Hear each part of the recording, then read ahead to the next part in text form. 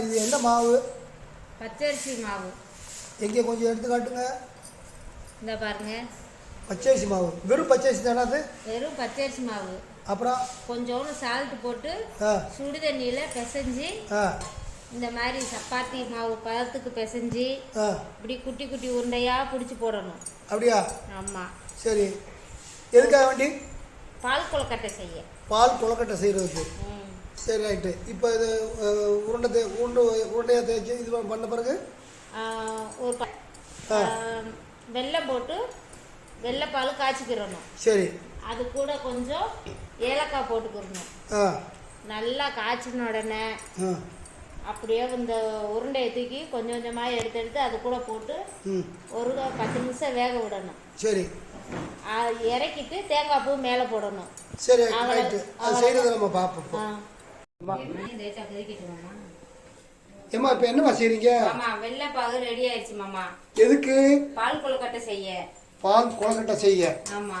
Okay. பால் அப்போ இந்த பால் இந்த கொழுக்கட்டை சொல்றீங்க இல்லையா, இது எந்த மாவுல எப்படி செஞ்சது? பச்சரிசி மாவுல பிசைஞ்சு செஞ்சது. சரி, ஒன்லி பச்சரிசி தானா? பச்சரிசி மட்டும்தான், கொஞ்சோண்டு சால்ட் போட்டு. சரி. சப்பாத்தி மாவு பதத்துக்கு பிசைஞ்சிட்டு. சரி. வெள்ளைப்பாகு காய்ச்சி. இப்போ இது பாகு என்ன? வெள்ளைப்பாகு காய்ச்சி அது கூட 2-3 ஏலக்காய் போட்டு குட்டி குட்டி உருண்டையா பிடிச்சி. சரி. இந்த மாதிரி 3-4 எடுத்து உள்ள போடணும். சரி, இந்த மாதிரி. ஆமா. பால் கொழுக்கட்டை ரெடி. பால் கொழுக்கட்டை ரெடி.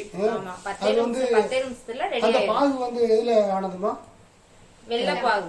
வெல்லம் அதான் நாட்டு வெல்லமா? நாட்டு வெல்லம். இதுல சீனி எதுவும் சேர்க்கலையே? சீனி எல்லாம் எதுவும் சேர்க்கலாமா? அப்ப இது சீனிலையும் சேர்த்துக்கலாம்.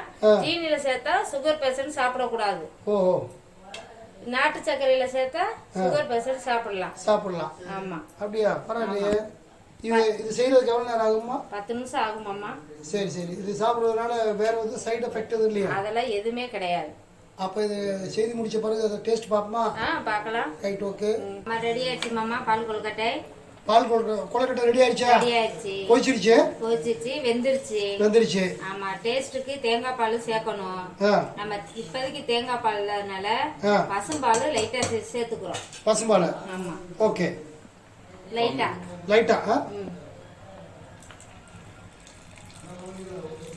கவு மில்க். அவ்வளவுதான். ரெடி ஆயிடுச்சா? ரெடி ஆயிடுச்சு. இப்ப சாப்பிடுறதுக்கு தயார். எல்லாரும் சாப்பிடுறதுக்கு தயார். ரைட். எல்லாரும் சாப்பிடலாம், வாங்க சாப்பிடுவோம். ரைட், ஓகே, வாங்க சாப்பிடுவோம், டேஸ்ட் பண்ணுவோம். ரெடி ஆயிடுச்சு? ரெடி ஆயிடுச்சு மாமா. ரைட். டேஸ்ட் பாருங்க. ரைட். சாப்பிட்டு பாருங்க எப்படி இருக்குன்னு சொல்லுங்க. ரொம்ப சூடா இருக்குது மாதிரி.